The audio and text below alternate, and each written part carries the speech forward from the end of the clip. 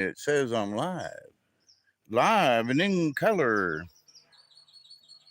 I'm on my new scooter, driving along. I'm pulling my little cart behind me that I just dumped the garbage.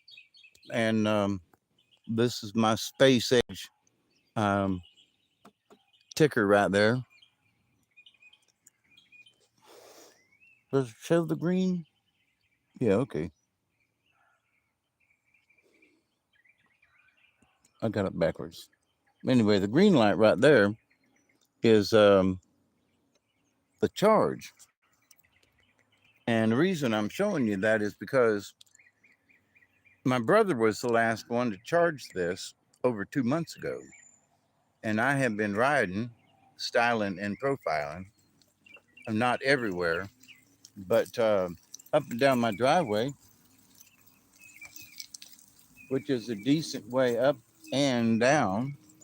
There's Duggar down yonder. I've learned that I'm not. I'm. It's got a. Oops. It's got a variable speed on the handle there, and the harder you pull it, the faster you go. But it's also got that round thing right there, which is the speed control, and I got it turned down, and it's quite powerful and bumpity bump, bumpity bump, bumpity bump, and this, it's a lot of fun, really. You know, doesn't do my back a whole lot of good, but it sure is fun to ride. It's like I had thought about getting to some kind of four-wheel device. I just talked with my neighbors up there at the top of the hill, and they got a four-wheel. Uh, well, it's a two-wheel drive, but one of them John Deere Gators. But I can't afford one of them things. I could buy a new house for what one of them things cost. Woo wait, bouncity bouncity bounce. But not that I was bored, but I was like, I've been wanting to do a live stream about the driveway again. Here's where it opens up down here to my house. Oop, got a little growl going on down there, and I think there's some folks in the chat, but I don't have my glasses on, and I'm riding. Hmm, making a little weird noise there. That's a Ford Ranger I'm buying for parts for my Mazda. We'll see how well that turns out. And of course, there's my big old house. But there is the Jeep that my brother gave me, along with this here scooter that I'm on. And well, I'll drive around the Jeep, show you what it. So there's the front end of it right there. When I first saw pictures of this thing, I saw this line right along there. And from the picture, I said, dang, that door's got a crease in it. I hope that's not a scratch. No, it's the way the folks at Jeep designed it. And I got to admit, uh, the way the profile fits, this profile here on this door and the profile on this door, they match. So, hard to do. I've seen some brand new vehicles that have lines like that in their um, in the crease of the vehicle, and they don't match. The lines don't match, and that's what a shame. Oh, and there's the Mazda. I didn't forget that, and there's my boat that I'll be working on. So, and there's my John Deere tractor that I got to mow again. And so, but here's the back of the Jeep.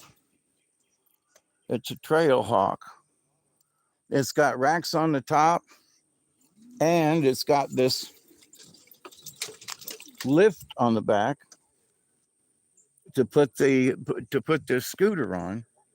And and then of course there's this side. Let me turn the key off here.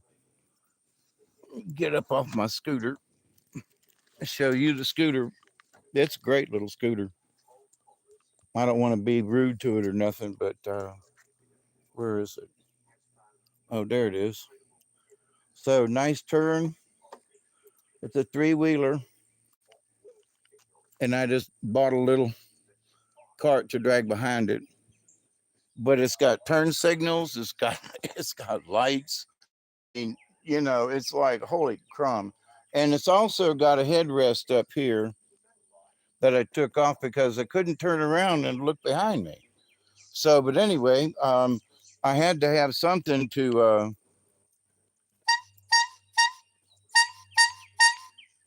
So I had, and of course I had to get it pink, so it sort of matched the decor. But um, the inside of this thing is really pretty.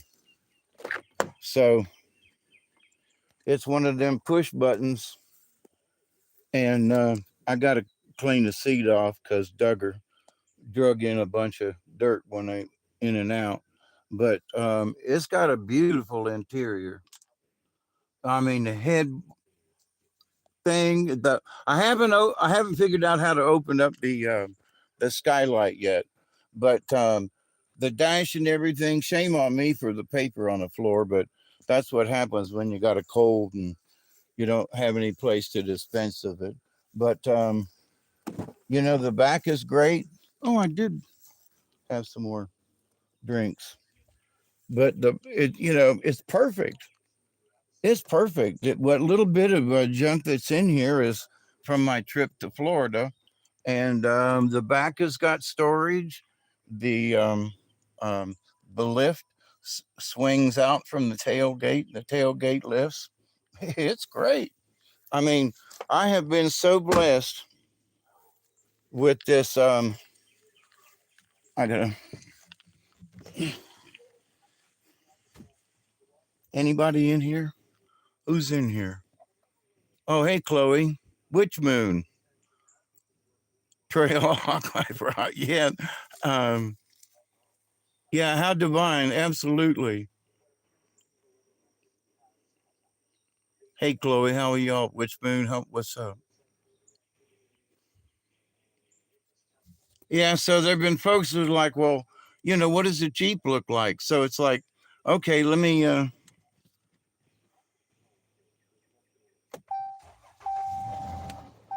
It starts right up. It's great.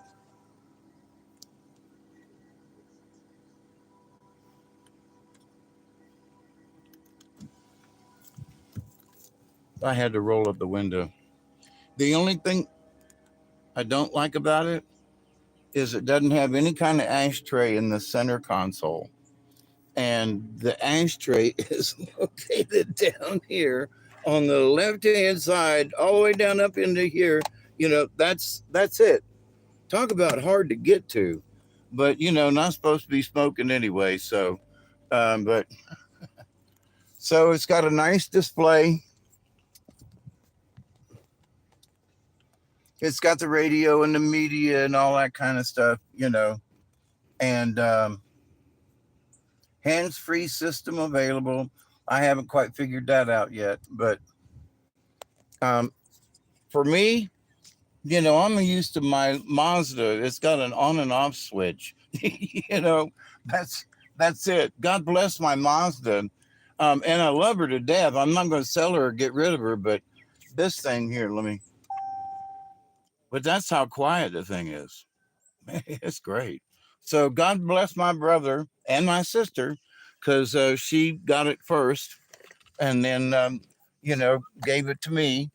I got the title in the mail just the other day, and which says it honestly and truthfully now belongs to me without anybody in between. The problems that we were looking at did not um, coalesce, shall we say? But yeah, so now I got to clean up my mess over here because this gets parked right here. It's got a cover and everything for it, but I really got to get on the ball. My neighbors are like, "Well, don't you get any help?" And I was like, "Hell no." Um, I can't even pay anybody to come help me, but that's another story, and I'm not bitching. But so I do the best I can under the circumstances. But that's a nice ride right there, ain't it? Oh, and it's got the rack on top. And if I can lift my kayak, I can get at least one up there. And so I'm so grateful. I mean, I am. And my biggest thing is I want to get in and just ride around in it, but I can't do that because number one, I don't have gas money at the moment to go just joyriding, but because I had to spend all that money for tag and title. But I had the money, so that's a good thing. So, but the other thing is, I don't want to put a lot of miles on the vehicle. It's 10 years old. It's got 125,000 miles on it, and uh, and that's a really good number. So if I can keep the mileage down, that's just going to be good for me and the vehicle. So both of my other vehicles that I have over 300,000 miles on them. So as long as the Jeep will cooperate, I'll keep it nice and clean and fixed. So who else is in the? Hey, Susie Q. Yeah, well, I don't know about deserving it, but let me look, see who's in here. Yeah, ain't this scooter cool? I mean, it adjusts. It's got this basket on the back that comes off. Um, it's got the controls on it. It's got blinkers. It's got a headlight, blinkers. I mean, it's like holy mackerel. And so I've been driving all around with the thing, and it still is in the green after 2.5 months of driving, not constantly, but driving it around. It still has that much of a charge on the battery on this thing. So, and it is really comfortable. This seat and everything, holy mackerel. And it's adjustable and it's got a seat belt. And, I mean, with the lights and everything, I guess, if I lived in town, I could ride it to the store kind of thing. And I put the horn on it. I couldn't stand it. Me and my sister were in Walmart. She was like, "What are you going to do? You need a horn." And I bought that one. And she goes, "You bought a girlish pink horn?" And I went, "Yeah, it's none of the other little squeezy horns, the colors matched." And I said, "At least the colors sort of match in a way, in that reddish kind of." But anyway, that I'm just crazy. You bought a pink horn? Yeah, just for the hell of it. Just get people like you to uh, be pesky and like, look, I deserve a pink horn on this here tricycle thing. But anyway, I just wanted to, the first of this was the drive down the driveway. I hope you all could see it. I couldn't read the chat, but where was I headed with that? Oh, yeah, I got to go in the house and sit down. But so there's my new ride, both of them side by side, and the lift it works super duper. I mean, you just pull this thing on it, and you got a special key. You turn it, lift the knob up, and it lifts it right up, and you know forces it into place. And hang on, I left the TV on. Who lost their mind? But so,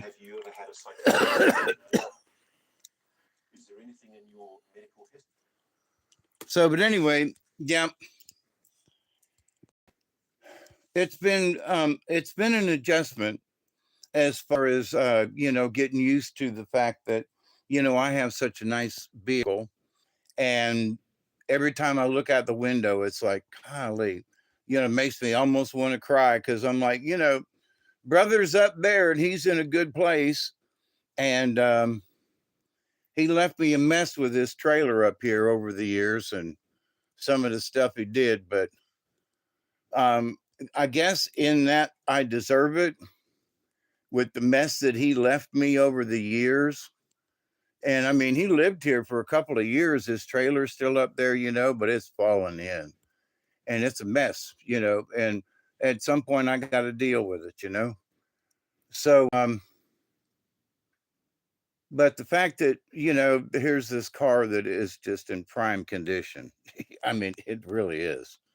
And the motor runs well so far, knock on wood. And the outside, there's one spot on the back on the lift hatch way up at the top where there's some paint peeling. But there's no body work showing through, but the outside paint came off. So, but I can fix that. So, John, how you doing? Who else is in the house?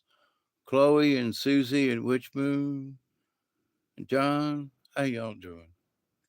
God bless y'all. I know I'm being boring at the moment. I'm going to quit this here in a minute.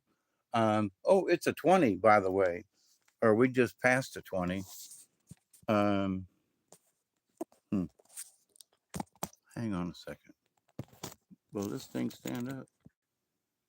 Yeah. Let's share a 20 right while I'm here, and then I'll let you go. Just as some of the update, I've had a really nasty um, chest congestion, and I hope none of y'all out there get it. My buddy down in Florida that helped me get the title and get the Jeep and everything, he called me up and he's been hacking and coughing. He's like, "Man, where'd you bring this thing from?" And I'm like, "I don't know, but." So I hope that none of you get this stuff. I took some of that. Uh, oh man, where's elderberry when you need him? That Mucinex stuff. There you go. And took it. It's helped, but a lot of coughing and a lot of nasty gunk and difficulty breathing. I mean, the other day I was like, I thought I was over it, and then all of a sudden I got to coughing and not being able to breathe, and me and my heart condition, is like shit, But I just talked with the neighbor up there on the driveway, and they're like, and she was a nurse, and she just turned 80, and I'm like, dang, I'm a little kid compared to her. Well, that's only 8 years difference, but she's like, if you need something, you call us up here. And so I'm like, I'm going to have to look in the phone book and see. But we've never really talked over the years because I was the old hippie that lived down the hill. And after all these years, I'm still here and we're still neighbors and we do still talk. So, this idea that over the years I've talked about, that you got to get to know your neighbors. Well, I got to know Ricky and Sheila next door, and we share a 20, and she's brought me food. And so the lady up there, she goes, you know, we have big get togethers and we have a lot of food left over. And she said, would you feel embarrassed if we made you a plate? And I was like, what? You're offering me free food, country, Southern cooking, free food, home cooked, free. Yeah, oh, yeah. I'll get on my little scooter and come right on up and pick it up. And she was like, well, there's a lot of times that we just have way too much left over and it'd be easy for us to fix you a plate. And I'm like, you never know. Now, I waited for some dumb reason, okay, this evening to take up the garbage and to go check the mail and so it's a little late in the day for me. Normally I go up a little earlier, right?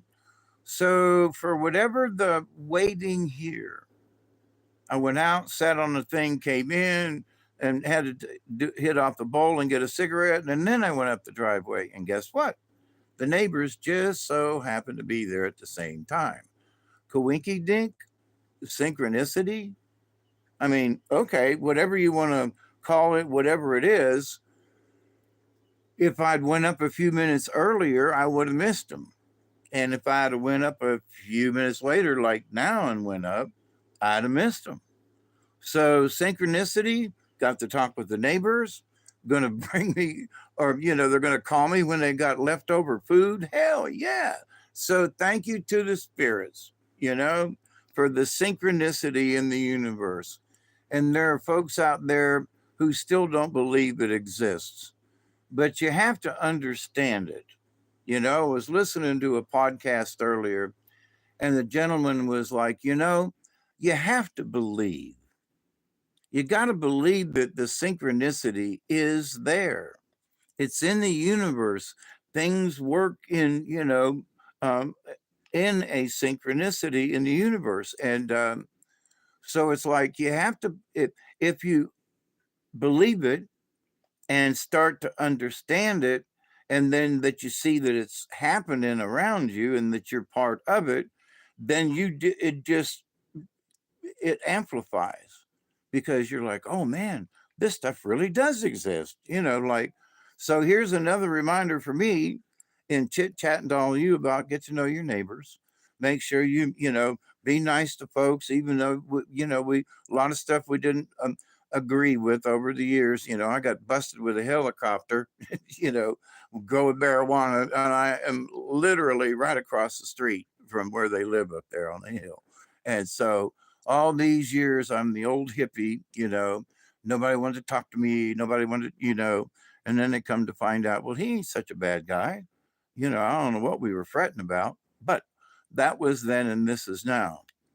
So now that they're 80 years old and they understand more, and it's like, he still is that old hippie that lives down the lane there, but he's pretty decent fella, he's not all weird and whatever. And it's like, wow. So, people change, and so do, hey, Wire, how are you, Paladin? So, hope you all are doing well. So, but anyway, the synchronicity, I mean, come on. I've been up and down the driveway several times, they live literally right across the street, 50 yards and maybe 75 from the road. And so they're right there. And I only, run into them every once in a while. But to the point, though, it's not all the time, but I go check the mail all the time. So the synchronicity of going up there today at the right time and, hey, Richard, how are you?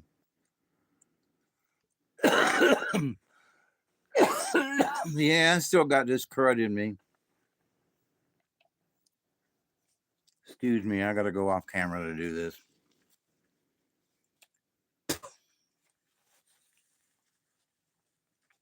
Got to cough it up and spit it out. You got to get that stuff out of your system. But anyway, so, but I continue to.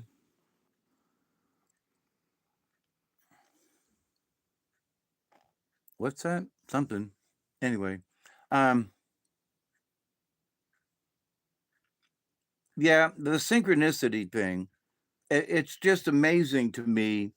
There are people who are like, well, okay, if you say so, and it's like, but if you're living in this world and you pay attention at all, really, if you will pay attention just a little bit, you can see some of these synchronicities that jump into your life, and it's like, well, Dave, I don't know, these synchronicities. Well, I didn't want my brother to die, and none of us did, but he was very ill, a lot of stuff wrong in his head. Hey, Barry, a lot of other things, he wasn't happy, but so the fact that he left me the Jeep, left my sister, left us the Jeep and his little scooter there,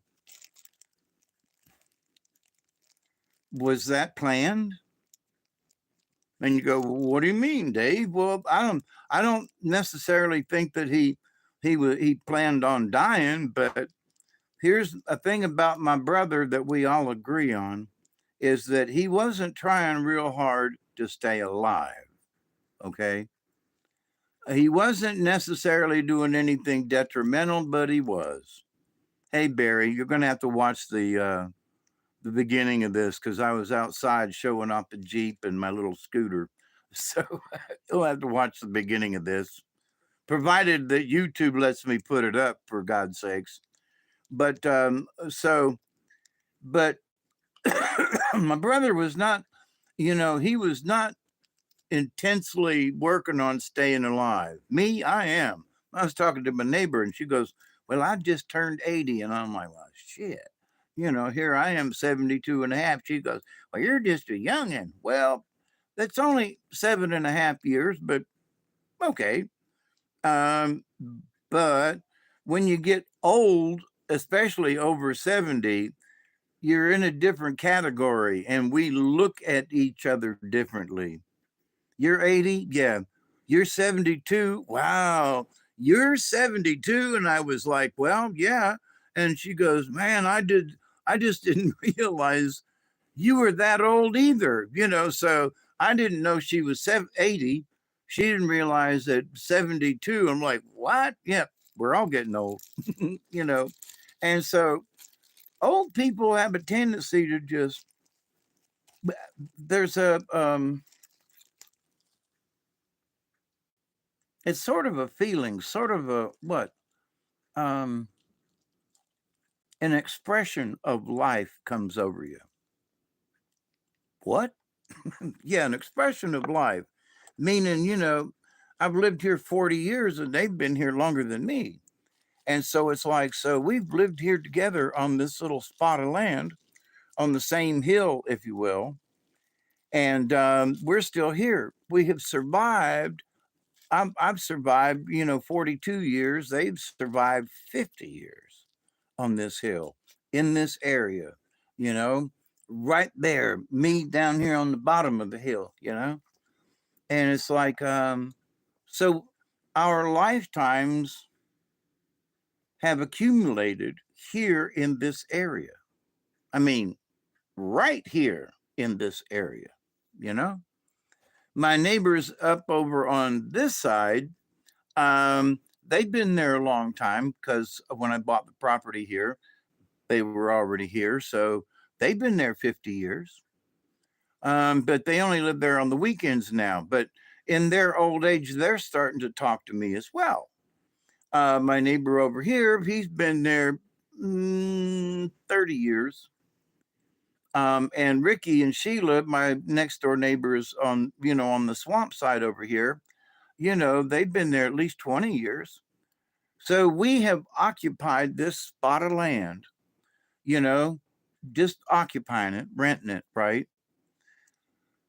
For me, the last 42 years on this spot of land, 50 for them, you know what I mean? So you look at this and it's like, but all of us have taken care of each individual place.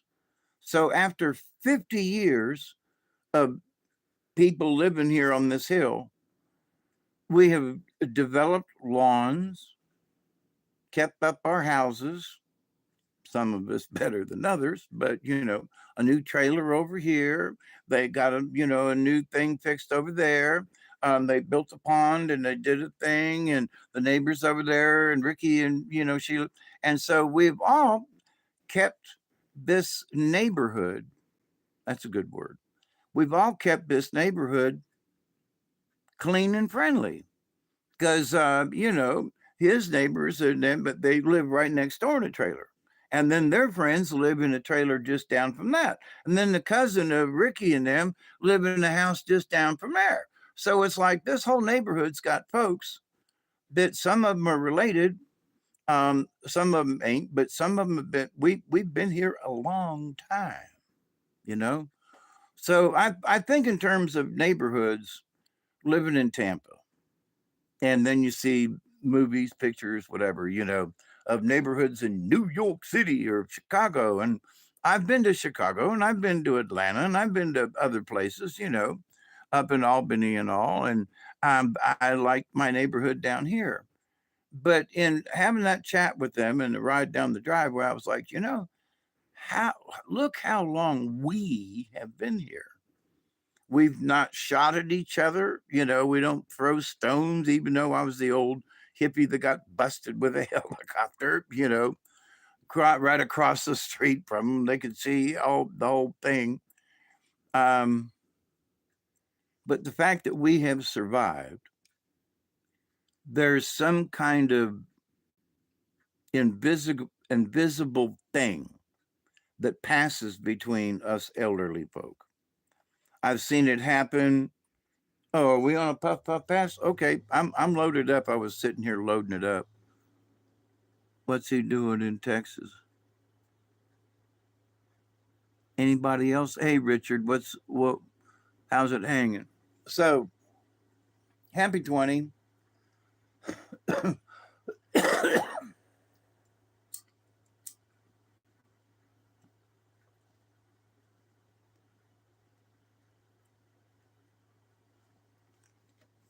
Never give up, never surrender. But I got to say that sometimes it's like that never surrender. If if if the police have you in their sights, I would not suggest going for your gun. When we were arrested in Tampa, when I got busted that time, there were guns trained on us, and it's like, you're under arrest. Okay. I put my hands up like, okay. Of course, I had a 38 snub nose right on my forehead.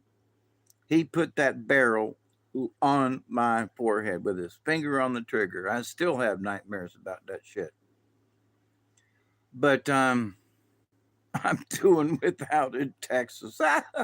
I'm sorry. That's not funny. But it is. Just the way you phrased it. I've been doing without in South Georgia for a long time. But anyway.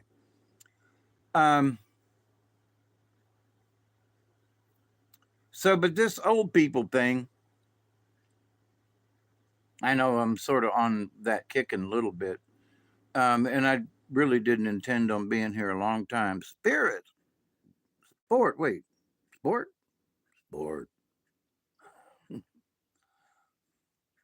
If I turn my eyeballs just right. Oh, by the way, next Tuesday I have an appointment. Well, I hope I can read a story next Tuesday night. I got to go into the eye doctors, and they're going to dilate my eyes and do a bunch of other funky things because my cataracts are getting a lot worse. And we've discussed this, meaning the doctors and so forth. And they want to go in and do this thing where they go in the side of your eye and they do this stuff and blah blah blah. And they use sound to break up the particles of the cataract. And then they use a little tool goes in there. And I'm imagining, having had dental work before, they have these small little tools that they go in that, squirt air, water, whatever, clean up in there. And okay, nurse, hit that spot right there. So, but that they have these, very small tools, which is amazing in and of itself.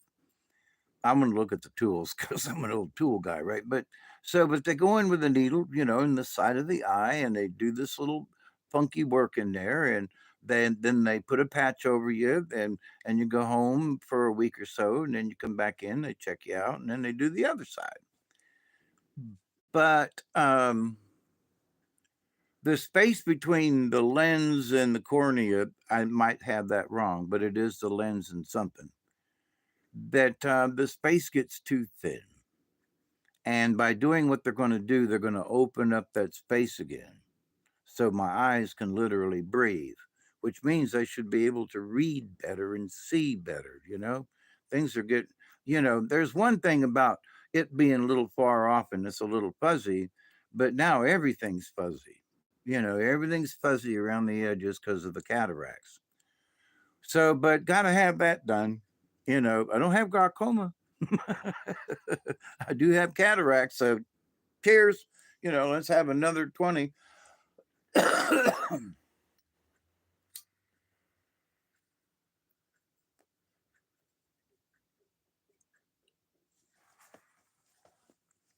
So, yeah, I got so many different projects. I showed you what was in the yard with the canoe and everything. And I got all these dead gun vehicles. I'm like, I really did. I had worked out getting the Ford Ranger from Ricky before I got the Jeep. So I got the Ranger and I'm like, uh-oh, now I got two more. Wait, two more payments, three more. Anyway, I got two more payments. What? What about the Pope, Dave? Oh, John. Yeah, Barry, where are you? There you are. I'm the first right after I heard about the Pope. Um, I sent a text to uh, Uncle Barry, Elder Barry here in the chat, and it read, "Ding dong, the Pope is dead. Which old Pope? The wicked Pope. Ding dong, the wicked Pope is dead. He's gone where the goblins go. Below, below, below. Yo ho, let's open up and sing and ring the bell. Ding dong, the Pope is dead." That's that's what I think about that. Now, the reason I sing that is because, having been piddled and diddled by priests back in the day, knowing other people, I've talked about this before. Yeah, the it is from the Wizard of Oz. It's not the Munchkins. No, wait a minute. Maybe it is the Munchkins. It's the Munchkins. When the house lands on the Wicked Witch, they get together and sing that song. In tra la la la la la la la la la, yeah, tra la la la la la la la, So, but anyway, yeah, I was in the Wizard of Oz, so I, okie doke, in the choir especially. But so the fact that he never really did apologize for the priests that diddled, usins back in the day, and the fact that there are so many gay priests in the church, and it's a cult within the church. Okay, these priests talk to each other, all right, and they know who's been diddling whom, and they'll call over to one pastor and go, "Hey, we got this kid over here. I got him in the rectory the other day. I got him in the rectum in the rectory. Ooh." So it's like, well, wait a minute, what the fudge? So, and in Tampa, the priest had a little ring going on, right? The Lollipop Guild. Absolutely, Richard. We welcome you to the Lollipop Guild, the Lollipop Guild, the Lollipop Guild. We welcome you to the Lollipop Guild. To Munchkin Land. La la la la. Yeah, okay. I'm sorry, you got me started. But we had to sing in the background for some of that stuff. But anyway, so but the Pope, and never actually addressed it. Oh, the children. But the thing is that before he left Argentina, when they first elected him, they were, they were chasing after him in a way because he was being linked to child trafficking down in South America. And so they pulled his nappy ass out of Argentina. Now, he's a Jesuit to boot. Jesuits are not a part of the Catholic Church. So they took an outsider, claimed to be Catholic, but no, he's a Jesuit, plopped him in the most important spot on the planet as Pope. Okay. Now, this guy, the Jesuits, if you've done any kind of, long term what's going on with the Jesuits, these folks have been molding society, okay, more than the Illuminati. Seriously. If anything, the Jesuits, in a lot of ways, are the Illuminati, okay? Because they've been tweaking things over here and starting wars over there and getting things over here and having people, they played an extremely large munchkin. Yes, I was way in the back. Honest, I was way in the back. They needed a bass. Or Mama sang tenor, me and little brother gonna join right in there. So did I hate him? No, but I really didn't like him. And the fact that he is the reason for all of this open border stuff. The Pope is the reason for all of the European migrants. Oh, you have, let my people go. Okay, we let them go over here, but they got to go someplace. And then he goes, let my people go. And then y'all accept them up there in Europe. The Pope is the reason that Europe is in the shape it's in. It was evil what he did and the movement behind him, because the Pope had all these rich people, literally all these rich people from all over the world come in and kiss his ring. Bow down and kiss the ring. And so why would you do such a thing? Because Pope is the power dude, right? In charge of all this stuff. Hey, Justin. If only had a brain. Thank you very much. That's one of my favorite ones of the three. I could while away the hours, conferring with the flowers, consulting with the rain. I can't remember the next. If I only had a brain. So, but the proof is in the pudding. And you say, well, what do you mean? You're just against the Catholic Church. Well, that too. But the fact that just go back in some of these newsreels for the last couple of years of all the rich people that went in. Oh, they had this conference and, and Klaus Schwab showed up and kissed his ring. And that's another thing. Klaus stepped down on the same day he died. Klaus had kind of warned us a couple of weeks ago, if I'm not mistaken, that he was thinking about retiring, right? But the fact that he did on Monday, right after they found out that Ding Dong the Pope was dead. And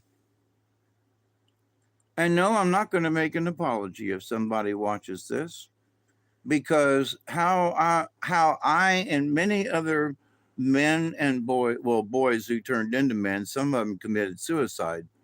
But what the Catholic Church and the priests did to us boys and men, unforgivable.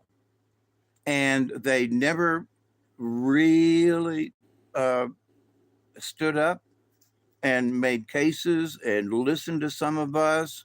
I'm still alive. You want to hear about what was going on in Tampa? I'll talk about it. That guy that was a teacher at Tampa Catholic, they made him a Monsignor, and he was up for Archbishop of Tampa, and he was caught soliciting a male prostitute on Kennedy Avenue in Tampa. Yeah, let's talk about the Catholic Church in Tampa. You know, let alone where all these other places are. But nobody said a word. Nobody has said, hey, Dave, we did a little investigation. Not a word. Everything hush hush under the carpet. So, and the Pope had been approached to help fix that problem, and he did not. And so that's a shame. So I don't have any high regard for the Pope, or the office or the institution, And the fact that he was a Jesuit, the fact that he, you know, forced Europe to accept all of these Muslims and people into their countries because he knew it would cause problems, and it has. And the fact that, and now people are, complaining because we have closed our borders, and other people want to be like that too. And you can come over here, but you just got to do it right. That's all. That's all we ask. So, but, watching the news today, oh my God, they want to bring the Maryland man, is what they're calling him now. Whether or not he committed a crime, he was illegal. So they want to go down and get the Maryland man, but not even using his name. He's the Maryland man who's detained in El Salvador.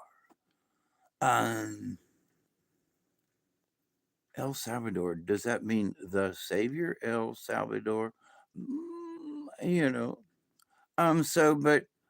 But they moved him to a different jail, so that was nice. But in El Salvador, he was wanted. So they wanted to bring back a man who was wanted in El Salvador, who illegally entered our country, and then, was illegal from square one.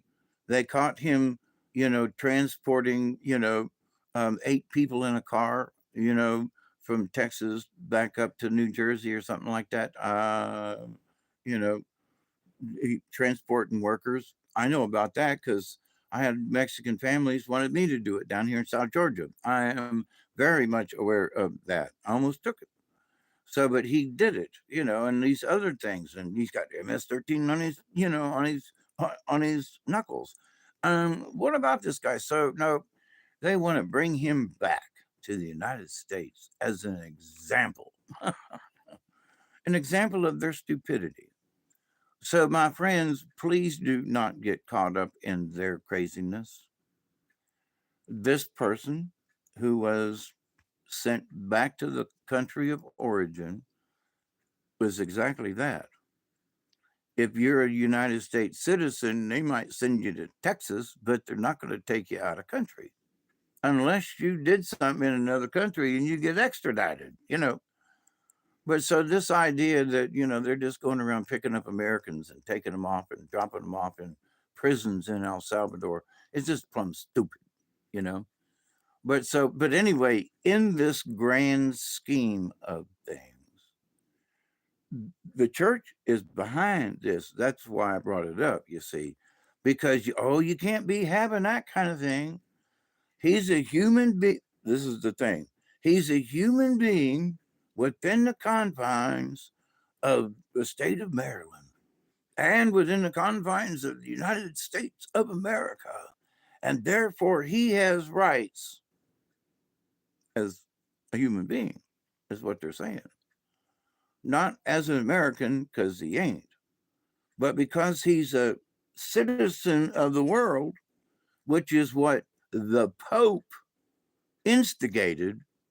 I was bringing this around. The Pope instigated this mess. Oh, allow them in and accept them as, and, nope. Sorry. You're from that country. You don't have a thing to get in here. No passport, no stuff. Oh, but he's a union. So what? You pay union dues, you go work for somebody, Can you speak American? Well, okay. So, Now you can get a job, and sure, you can join the union. They don't ask if you're American or not, or green card or whatever. Can you do the work? Can you prove? Okay, here's your card. Oh, but he's a member of a union. So what? But anyway, but this is what they're throwing at people. Isn't we broke the law by coming here illegally? Bottom line. Two different judges. Those are the facts. Just like the other facts of what the Pope started, just like what the Catholic Church has started and continued, right?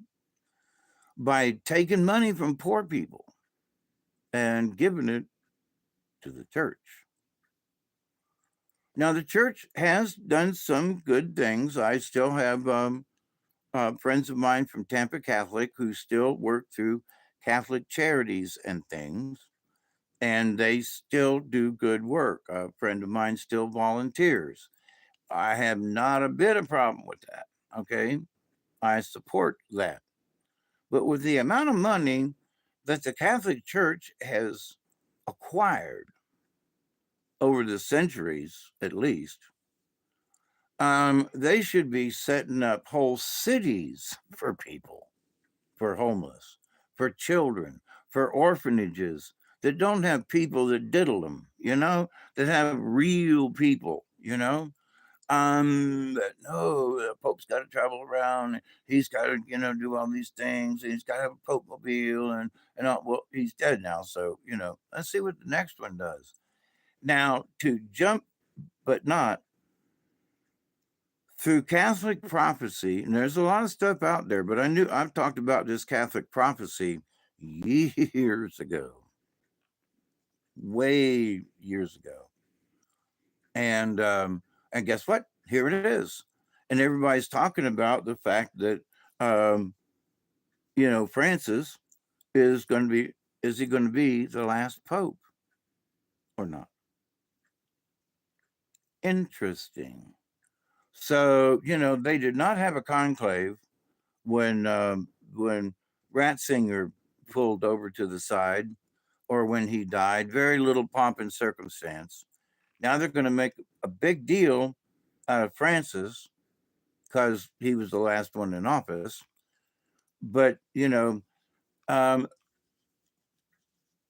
back when the Pope could still walk, I guess it's been about a year or so ago, maybe two. Powers that be took the Pope's ring. There were a bunch of cardinals got together and they had a little conversation.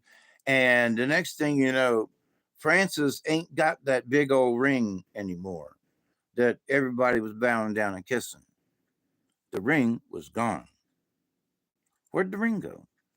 Somebody removed his power by taking away the ring. Now, who's that?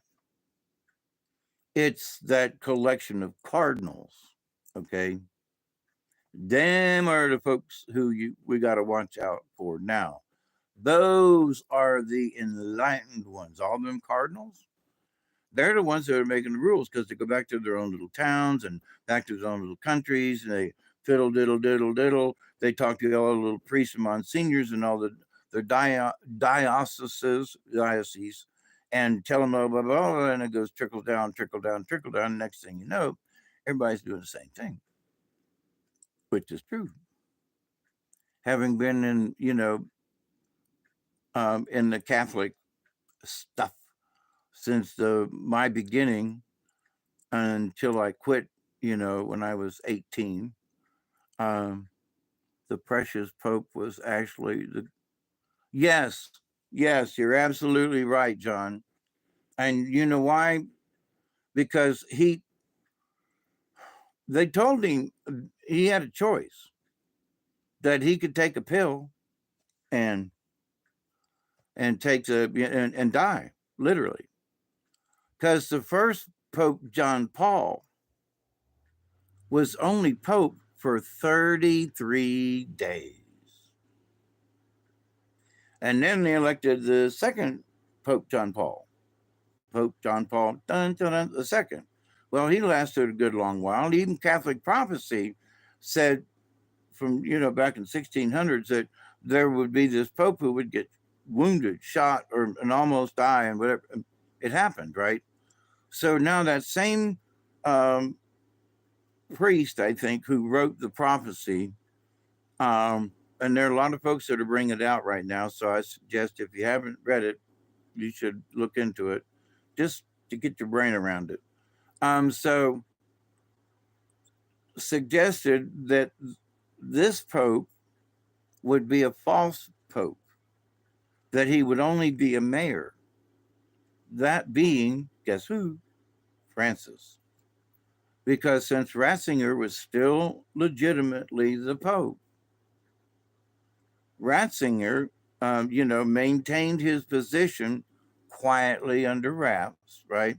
He couldn't travel around. He didn't feel like he could, speak and everything. So the Council of Cardinals decided to get this guy out of Argentina and make him Francis.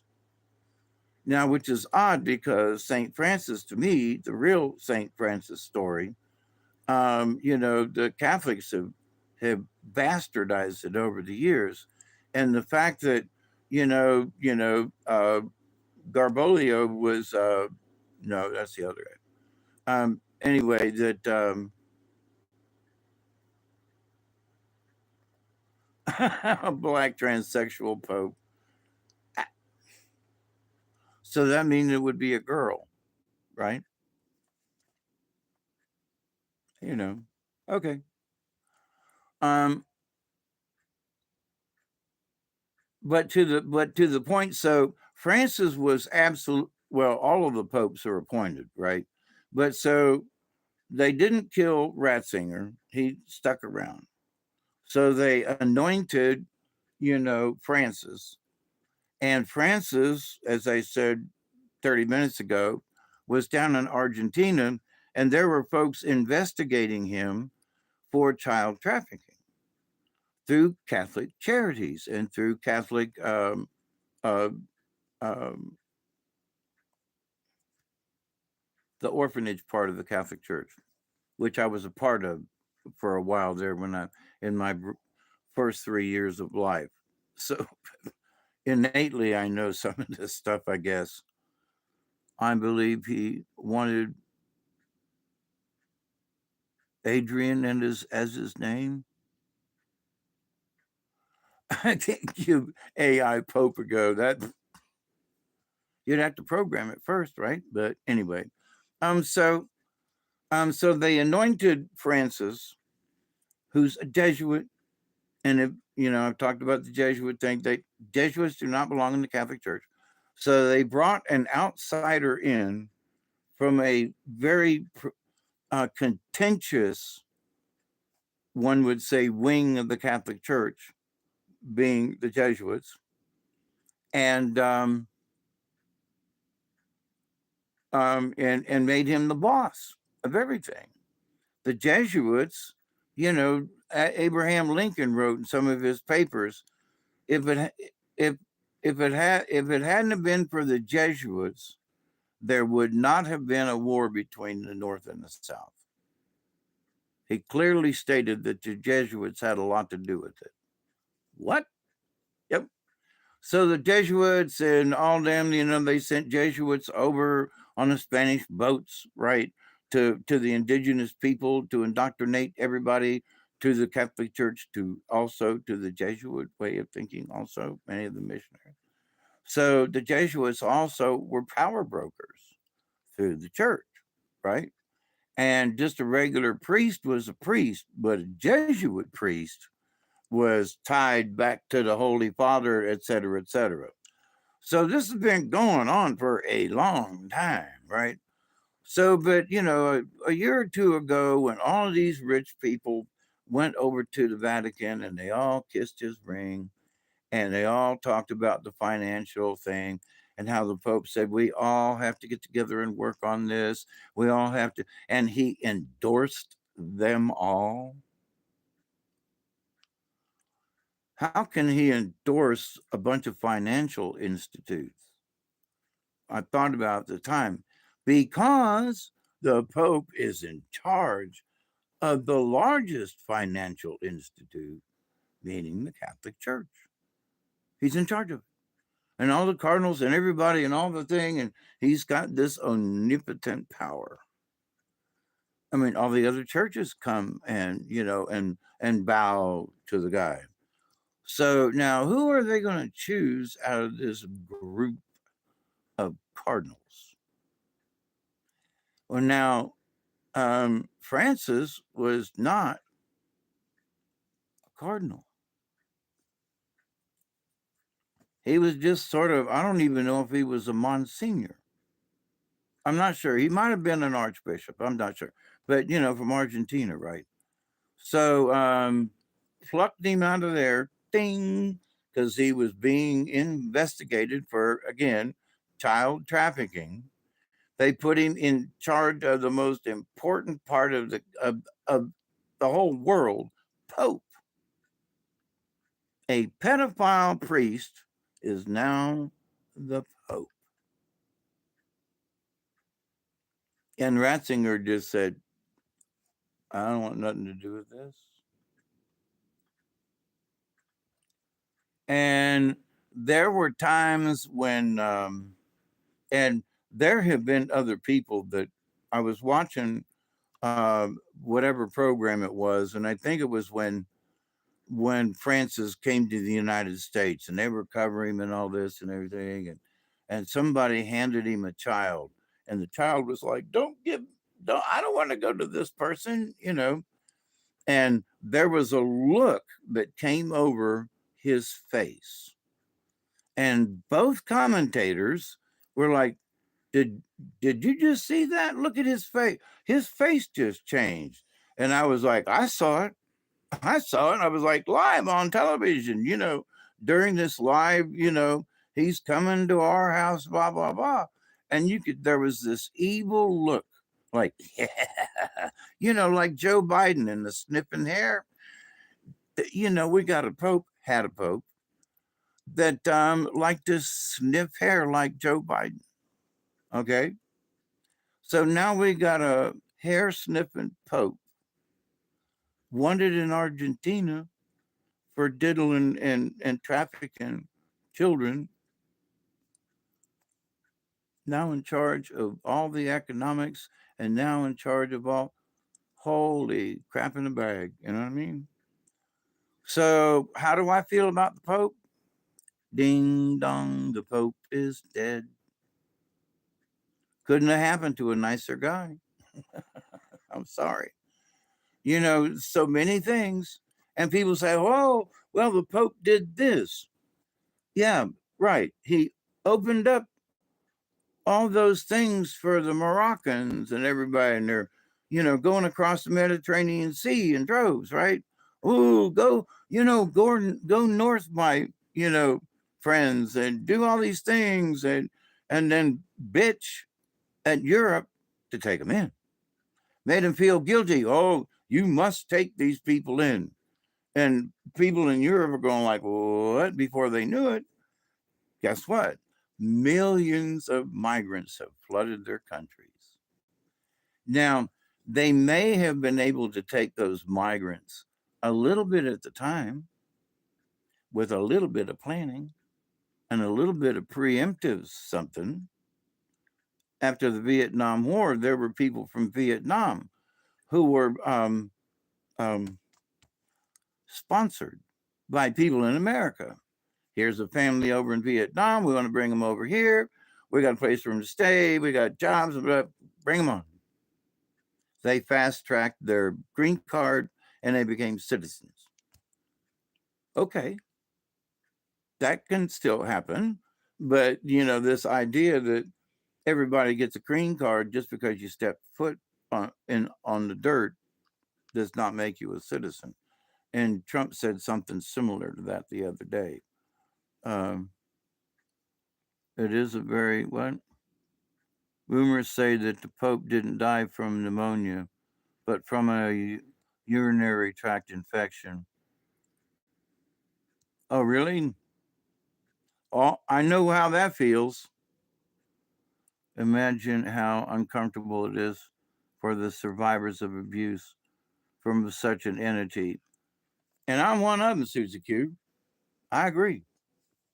I mean, I'm 72 years old and I've been putting up with this for 60 years.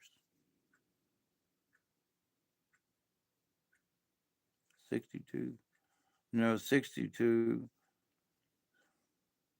10, 50. Wait, I'm 72, 62. Yeah, 55 years. 55 years I've been putting up with it, you know.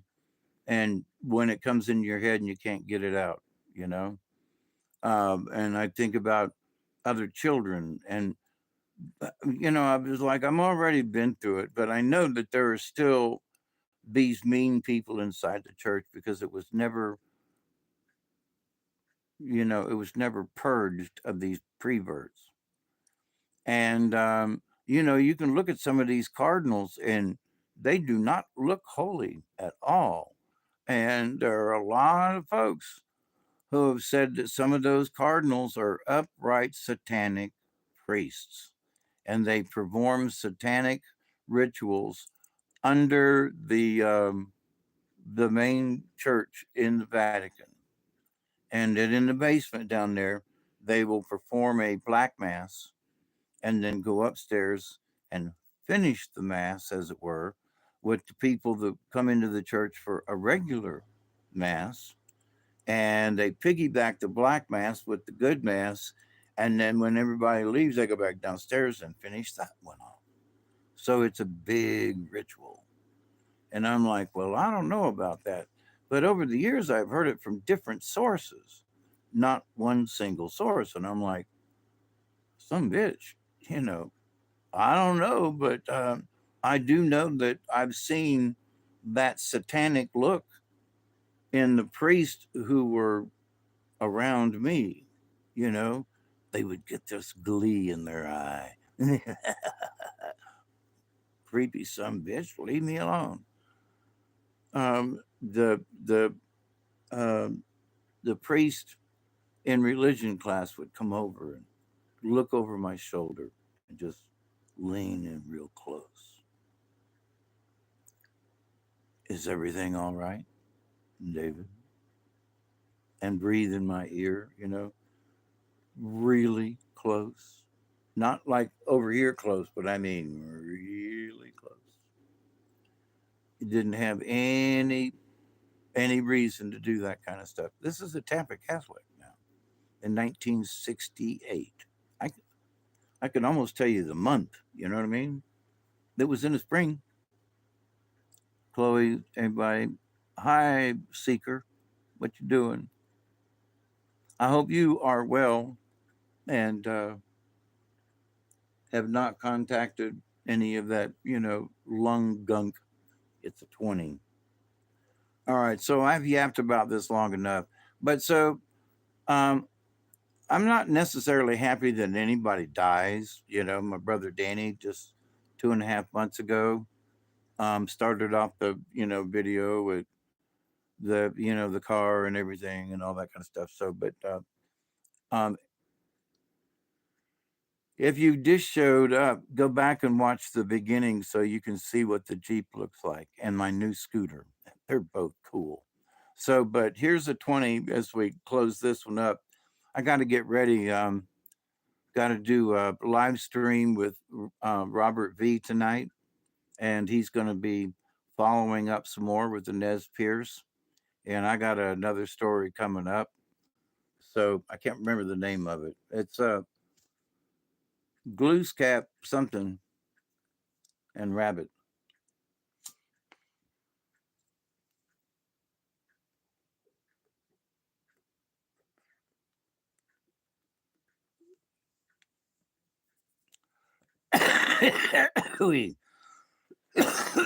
This is Mongo something. But I do continue to pray that each and every day, that each and every one of you will continue to learn how to accept and receive the knowledge, the wisdom, the healing, and the many blessings from the universe. Honest to goodness. And there are certain people, unfortunately, as some of you may know, back in 1970, I learned from a Dominican nun who told me a lot of inside secrets about the Vatican and things in the church. And I'm talking about them over the years. So, but here's sort of an ending, question mark, in that this is the end of the prophecy of the Pope. The Catholic prophecy of the popes plural, ended Monday. It's like, well, ain't that convenient?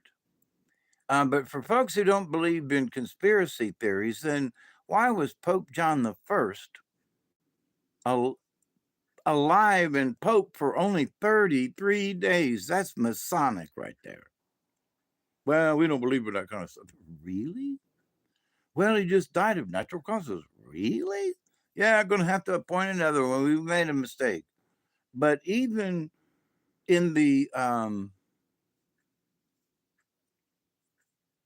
prognostication from back in the 1600s, that was even prognosticated, that there would be a pope that would just last like a month.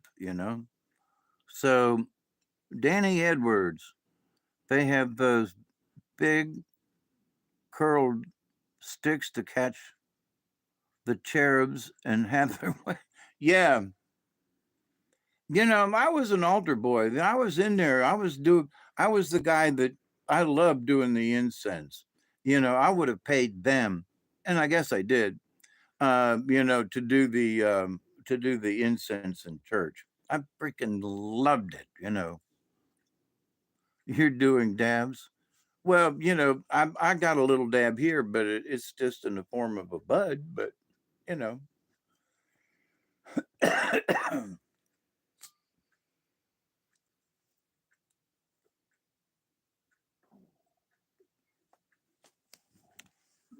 There are a lot of people, about the Pope in the church, and having learned a lot by being diddled by priests, and then having, said no more. And then once you remove yourself from the church, then there were things like there was he's dead now, come to think of it, but Seventh-day Adventist. And he was like, well, why do we go to church on Saturdays? And he goes, because that was the real Sabbath day. And the Catholics came along and changed it. And I said, bullshit. So then I checked on it, and holy shit, the Catholics changed the Sabbath to Sunday. It used to be Saturday. So the Seventh-day Adventists, I'm not making fun of them. They're doing it right. They're following God's word on the day that was determined to be the Sabbath. But the Catholics, with their influence, and we like Sunday better. Now, within the Catholic Church, here I am just poking on about it. It was all right for, because I asked some people over the years, it's all right for a merchant, okay? Pick one, hardware store, dress store, doesn't matter. Pick a merchant. It's all right for a merchant to overcharge on something that they know, well, this costs $1 and I'm going to charge 20, and you go, well, that's how you got to make money somehow, right? Well, so it's all right to cheat and dig and whatever during the week, because on Saturday, before you go to mass on Sunday, you can go in and confess your sins. So whatever crooked deals you did during the week was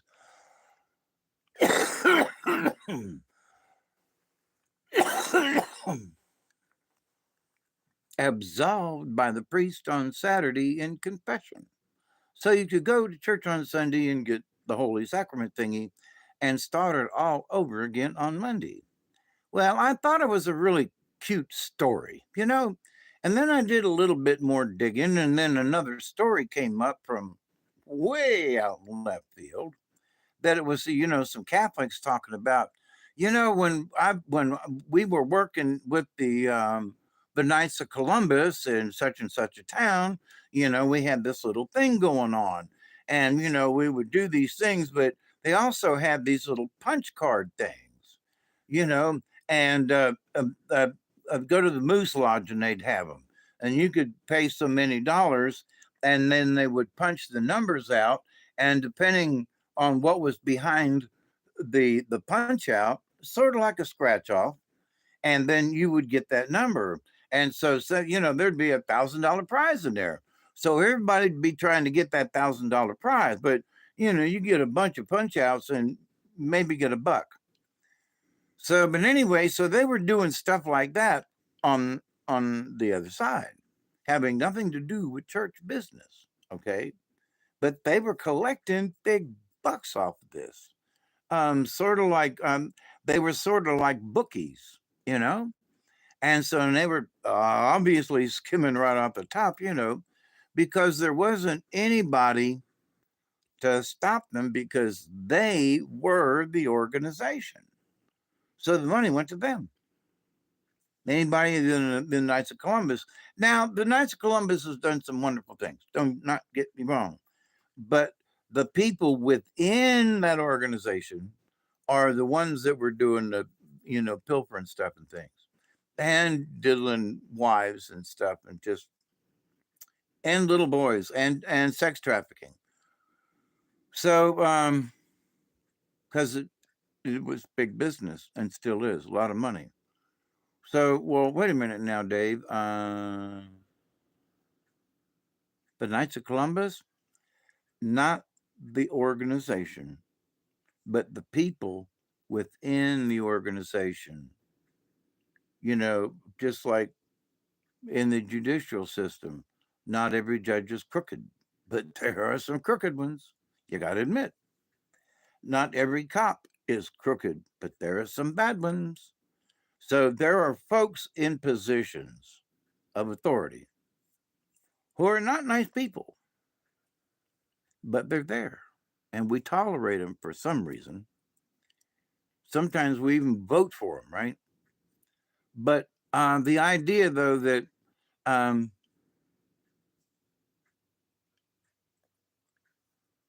we need to keep an eye on the subversiveness of things, meaning that they try to slip in things from the side. You know, like, oh, this is perfectly normal. No, it ain't. Well, this is okay because we accept it. Okay, who accepted it? Well, me and this guy over here, we accepted it because he and I accepted it. Therefore, it has been accepted. What the fudge are you talking about? Now, it's accepted between two people, but that doesn't mean it's a general consensus as a population. Yeah, but we, you know, we agree. Just like, for example, I watched a little clip from NBC News about RFK. I want to see if they gave him a fair shake. And they flat out lied by omission. So the lady commentator says, you know, there are people within the autism group who are really mad at RFK because of his comments about, uh, you know, autistic children. And that, you know, that autistic children, you know, don't have any future. And what he said was that in the culture of autism, there are about 25% of of people in the autism category who are never going to be able to hold down a job, feed themselves, take care of themselves, but the rest of population of autism have different levels of abilities. So this person only said what he said, um, that these people will never be able to feed themselves or whatever, but they didn't include the 25% of autistic children people would qualify as that. So now they got everybody pissed at RFK because they lied by omission. And I'm sorry, but that's some dirty ass shit. Is wrong, wrong, wrong, wrong, wrong on so many levels. And Lord have mercy, we need to speak up and tell these people to go to hell. Because, report the truth. So in their eyes, they reported part of the truth, but made it look like he was speaking about all autistic people. They should be sued. Honestly, NBC should be sued because of that. Maybe RFK should do it because they lied about him in his statements and they misrepresented the people of the United States and also to the people that were offended. So MSNBC should pay those autistic people because they lied to 75% of that population. Because 75% of the population can understand at least parts of it. It was only 25% that would qualify for his statement. Shame on these people. They want to say that Trump is lying, that, RFK is lying. Go listen to what the man said, not what the news said he said. Lie by omission, the sons of bitches. Cheers.